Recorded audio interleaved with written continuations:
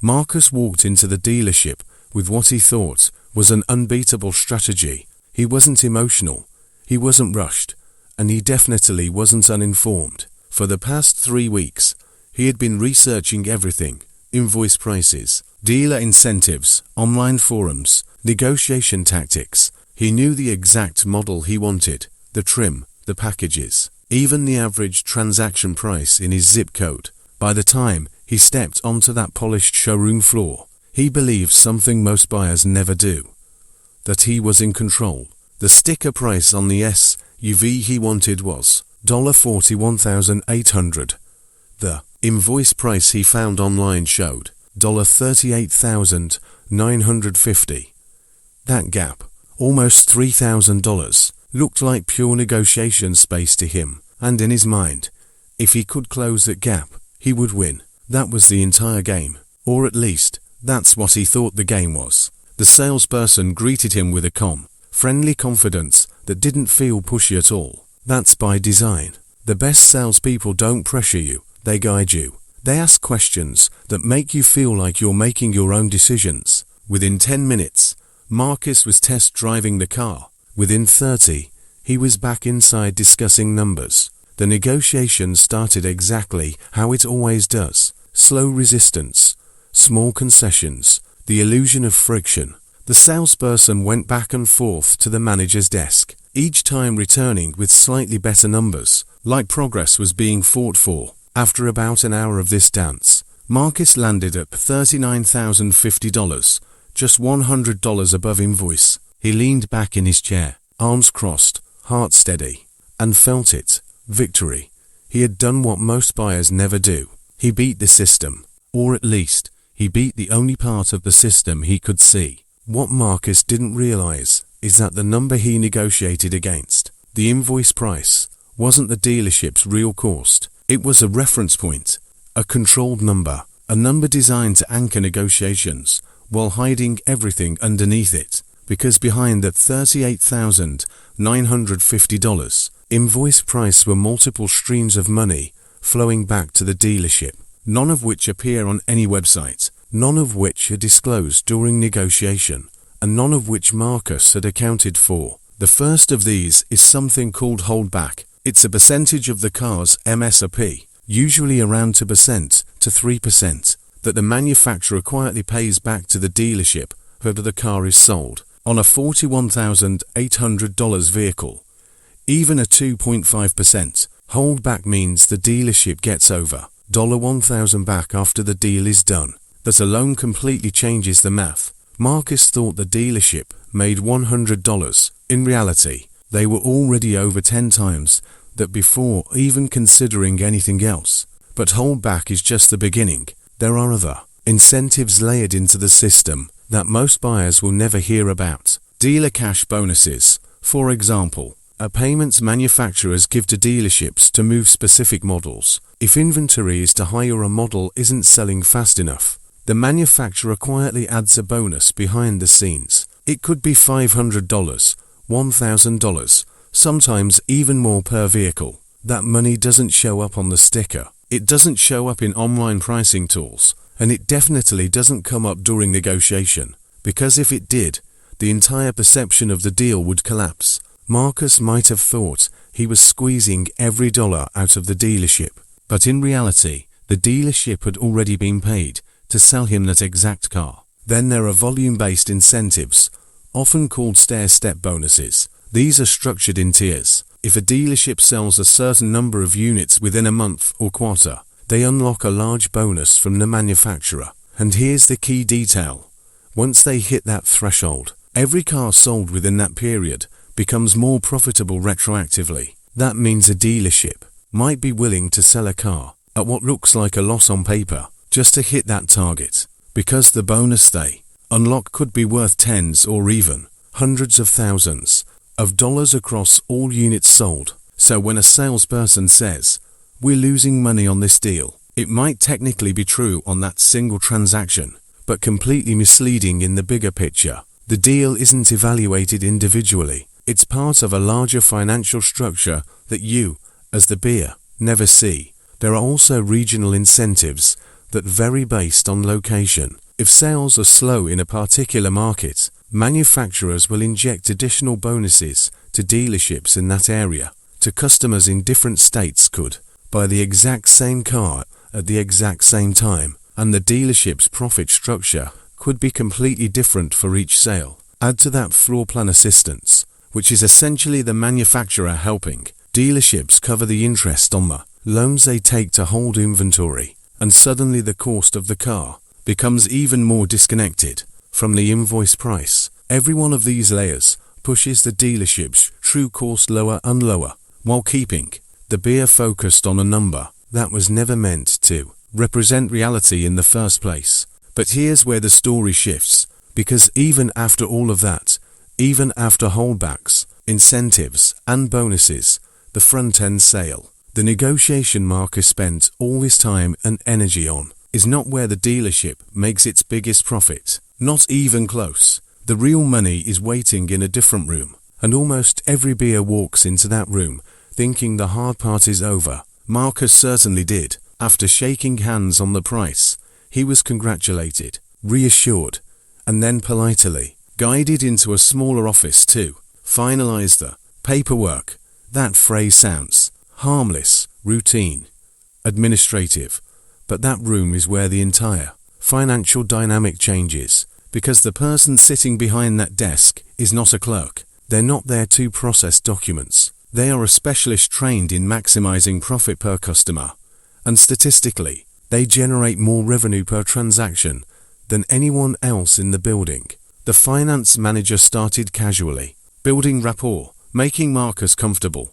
Then came the transition. Let's go over your payment options. That's where the structure begins to shift, because instead of focusing on the total price of the car, the conversation moves to monthly payments, and that shift is critical. When buyers think in terms of monthly cost, they become far more flexible. An extra $20 a month doesn't feel like much, even though over the life of a loan, it could mean thousands of dollars. The first layer introduced was the loan itself. Marcus had decent credit, and the bank had approved him to around 5.2%, but the rate he was offered through the dealership was 6.4%. That difference, just over 1%, might seem small, but it's one of the most profitable adjustments in the entire deal. That markup is called the loan reserve, and it can generate hundreds of dollars in pure profit for the dealership without changing anything about the car itself. Then came the extended warranty,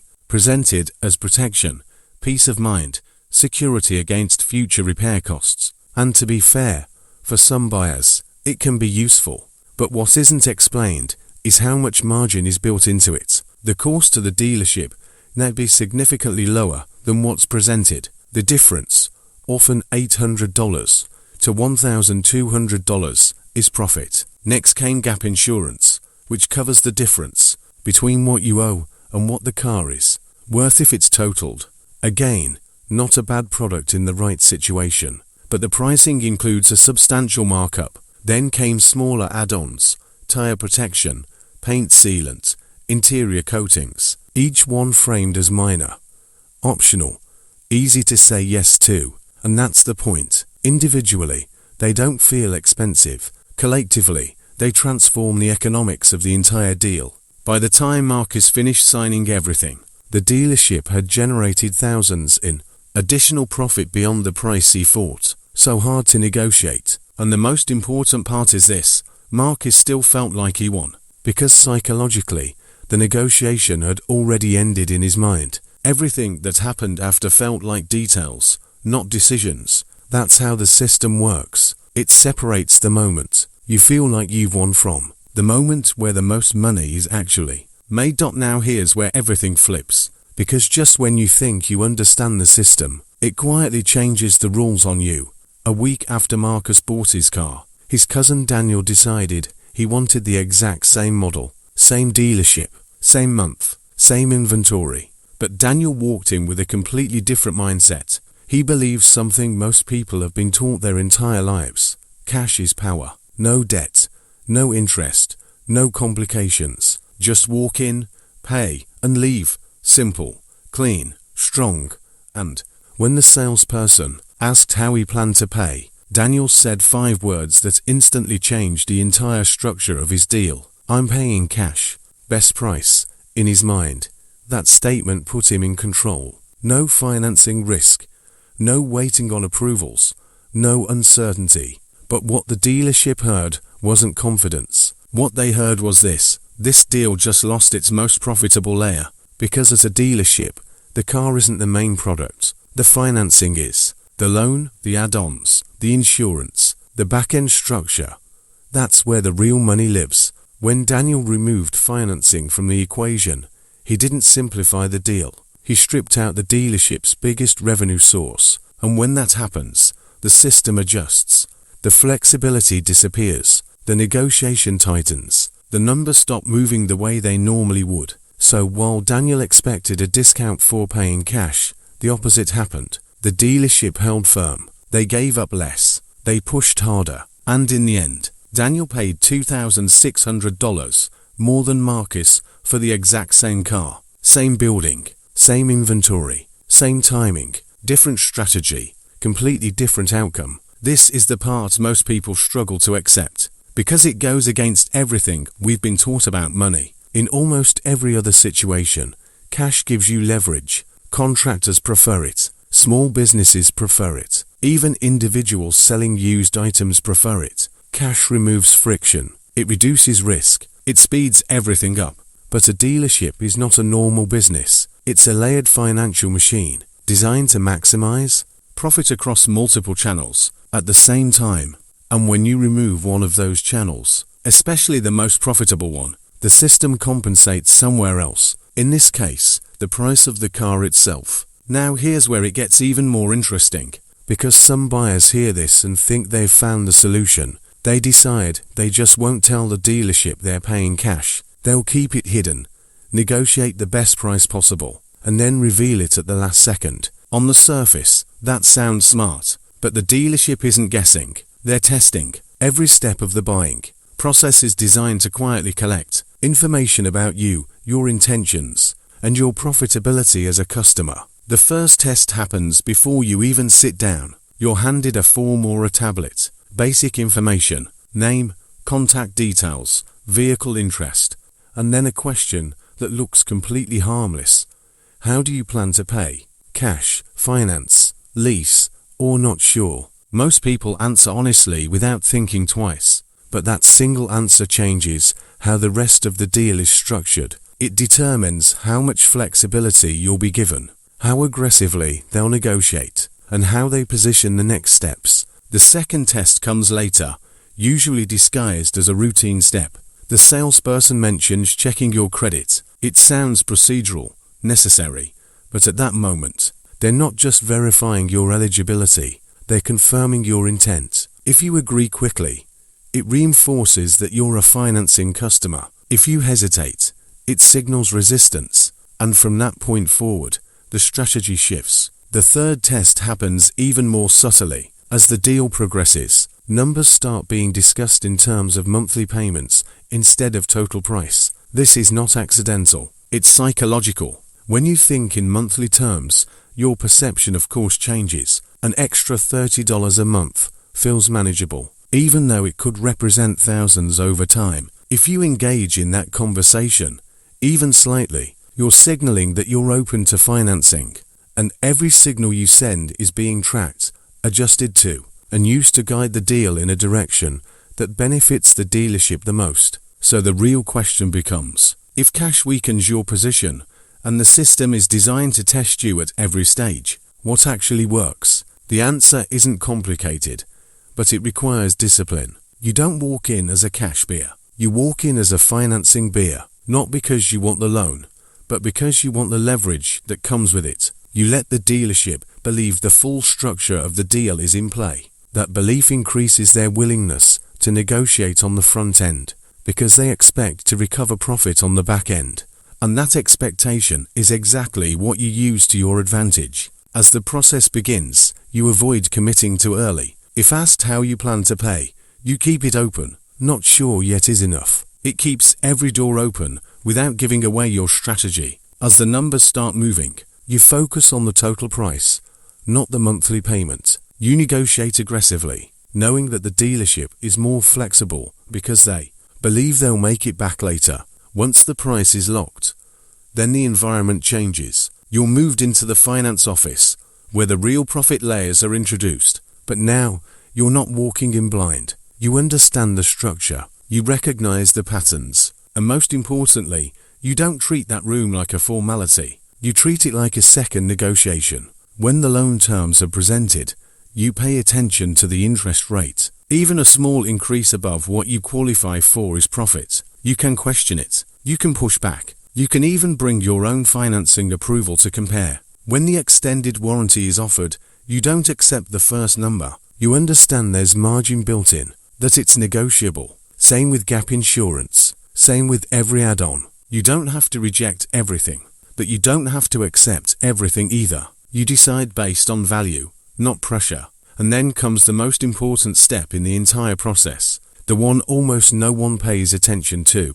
Before signing anything, you read the loan agreement carefully, not quickly, not casually, line by line. You're looking for one specific detail, a prepayment penalty, because this single clause determines whether your strategy works or not. If there is no prepayment penalty, everything changes, because now, the loan is no longer a long-term commitment. It's a temporary tool. You sign the financing agreement, complete the purchase, and then once everything is processed, you pay off the loan immediately, a few days, a week, just enough time for the contract to finalize. By doing this, you capture the benefits of being a financing customer without actually carrying the cost of financing long-term. You get the better purchase price. You avoid the cash buyer penalty, and you eliminate most of the interest before it even has time to accumulate. The dealership still gets paid through their internal structures, but you've controlled how much of your money flows into those layers. And this is where the entire system comes into focus. The negotiation you thought mattered most, the back and forth on the showroom floor, the visible price, that's just the surface. It's designed to hold your attention, to make you feel like you're in control. But the real structure is deeper. It's layered, it's strategic, and it's built around behavior, not just numbers. Derek thought he won because he beat the visible price. Marcus thought he won because he negotiated close to invoice. Daniel thought he had the strongest position because he paid cash. All three walked into the same system, but only one of them understood how it actually worked. And once you see it, you can't unsee it. The questions feel different. The process feels different. Even the pressure feels different, because you realize it was never about the car. It was about the structure around it. The layers you weren't supposed to notice. The room you weren't supposed to question. The assumptions you were supposed to follow without thinking. That's where the money moves. That's where the real decisions happen. And that's where most buyers give everything back without realizing it. So the next time you walk into a dealership, remember this. The deal isn't over when you agree on the price. That's just the beginning of the part that matters most.